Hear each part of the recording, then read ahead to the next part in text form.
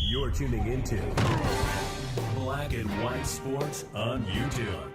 The no-holds-barred truth on sports. The main event starts. All right, Black and White Sports supporters, let's talk about Caitlin Clark. Man, if you were sitting around waiting for her Nike shoe to drop, you may look like one of those corpses or skeletons out of Raiders of the Lost Ark or something like that by the time this shoe actually sees the light of day, because I just can't believe how long it's taken to get this shoe out and how much longer it's going to be. It's unbelievable. And, man, Nike is taking some real fire over this. And the other thing we've got to talk about is one ex-NBA player by the name of Jim Jackson. I can still remember when the Mavericks drafted Jim Jackson, has come out and made some comments that the women in the WNBA may not like about Caitlin Clark. And that is the fact that Caitlin Clark is marketable for whatever reason, and you are not. And it's just that simple. And, in fact, that's where I want to start, because I thought these comments, it said a lot. And really, this is aimed at A'ja Wilson, because everybody knows, remember the whole firestorm around Nike, Caitlin Clark, A'ja Wilson did have a signature shoe, and all the original fans of the WNBA losing their minds around that. And Jim Jackson draws a comparison that I have made. You've heard me make a lot.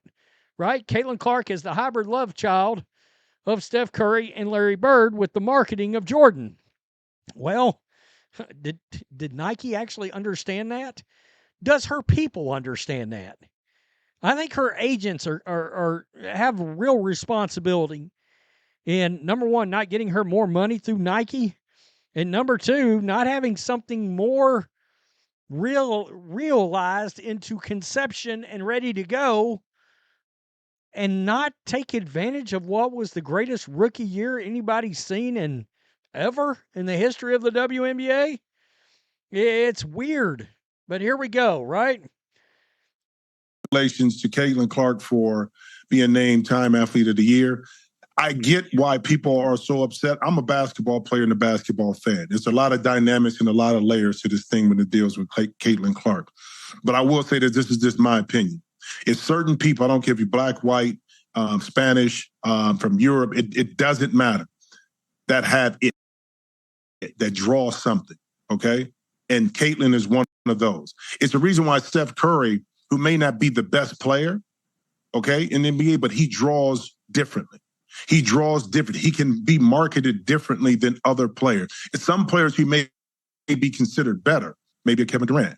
But the market, to market Kevin Durant is a lot different than marketing Steph Curry.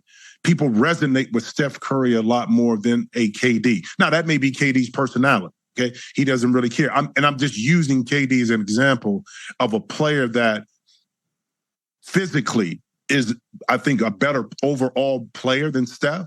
But Steph, from a marketing perspective, is more valuable in terms of marketing and what he brings to the table. And that's what I see with Caitlin Clark. Caitlin may not be, A'ja Wilson is the best player in the WNBA, but Caitlin is more marketable because people tend to resonate. I don't care, black, white, whatever it may be. And now there is a race. Now, we'll just stop it right there. Now, he does think there, and you can hear it, he says he thinks there's a race component to it, but he doesn't think that's the driving force at all. He thinks there's something that can just be taken from Caitlin Clark in the same way that, and I've said with Steph Curry, it's because of Steph Curry's stature. All right? He's not a monster out there, but what he does on the basketball court is amazing. And Caitlin Clark, especially in her rookie year, let's be honest, there were a lot of WNBA players that looked a lot more physically imposing out there. Caitlin Clark looked closer to a much more everyday, normal American woman walking around on the court than somebody like A'ja Wilson looks, obviously, right? And I think that caused that in her sheer ability and what she did in college all put together was a perfect storm. All right, she's more marketable. That's all there is to it. The ratings have bared that out. We've seen it, okay? It's not close. Her ratings are 3.5, 4 times larger than Asia Wilson's, and it just is what it is.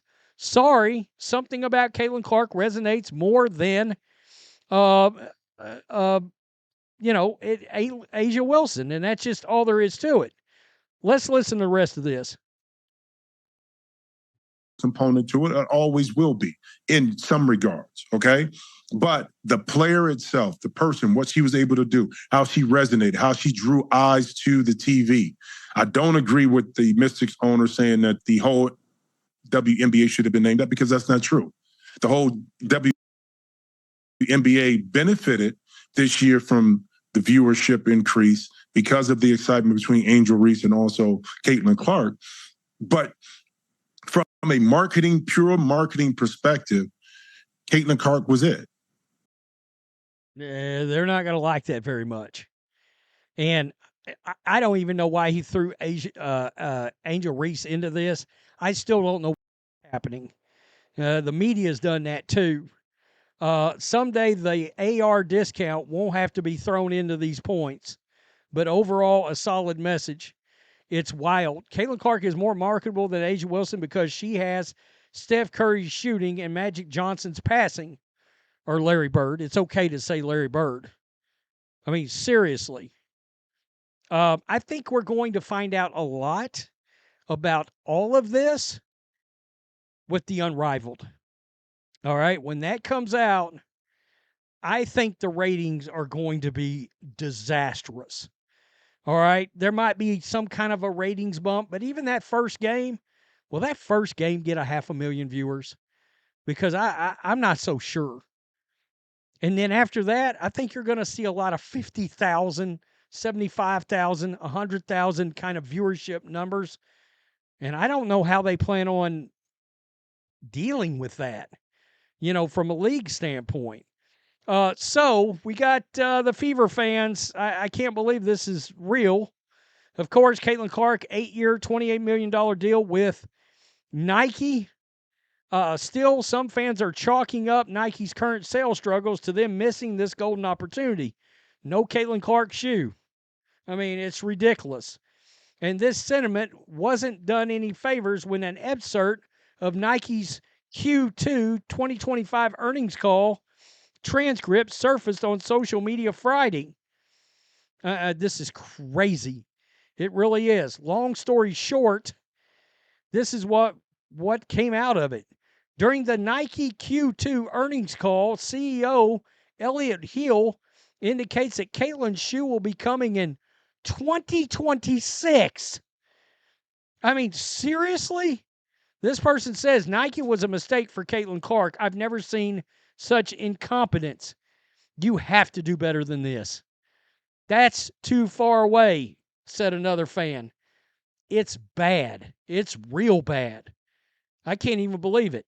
Insane. Reading through the call, it seems Nike is saddled with inventory that's not moving and is going to take margin cuts and a lot of time to get through, as well as too promotional.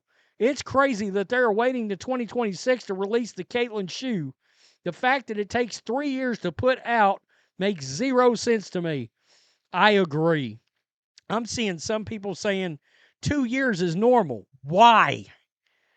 I mean, if it is normal, then the system is broke. I mean, seriously, the system is broke. This is exactly right, and I agree with this. Nike is stuck between making money and pissing off the social justice warriors. I'm telling you, they are not putting Caitlin Clark's shoe out on purpose. It's because of Asia Wilson. After that, all that controversy that Asia did not have a signature shoe, that is why they are dragging their feet, which is crazy. They would rather lose money or not make as much money just so in the eyes of the media and these people on social media, the original WNBA fans, so they won't get their panties in a wad. Wilson basketball, meanwhile, is watching the money just roll in. Every time they release something, it gets sold out immediately. I mean, honestly, that is absolutely nuts. That's nuts. They've pumped out sneakers in months before. Look, you knew this Caitlin Clark thing was coming down the pipeline. Every one of these companies, and this is what's shocking, should have came to the table with a monstrous deal, and they should have been able to present a signature shoe to Caitlin Clark right in front of her, and then allow Caitlin Clark to make any adjustments she needed to make. But yeah, it should have been ready to go. It's crazy. Meanwhile, Wilson literally can't make basketballs fast enough. I was in Dick's the other day, and a shelf of CC balls were empty. That all sounded terrible, but I get your point. Epic bag drop by Nike. What do we do? Make literally anything CC related available for sale. It's nuts. It really is. And I agree with this comment. Totally incompetent negotiating by CC's agent. What are they doing? What are they doing? Again, remember the guy that signed Jordan said that Clark should have her own brand in the way Jordan did. And by the way, her deal should have been at least $100 million. And she should get part of the money rolling in on top of it. Instead, 8 years, $28 million. Yeah, it's a lot of money. You left $72 million on the table. That's on her agents. That's crazy. Yeah, it really is crazy. I can't believe it. Yeah, so the Asia Wilson lovers and the people that think every WNBA player should get their own little trophy or their own little award, they're not going to be real happy with Jim Jackson. By the way, everybody thought he was going to be a hell of a ball player. He was just sort of a character actor in the NBA. Kind of weird how things were. He was a superstar in college. Tell me what you think. Peace. I'm out. Till next time. Thanks for watching the show. Be sure to like, comment, and subscribe. Be sure to tune in next time on Black and White Sports.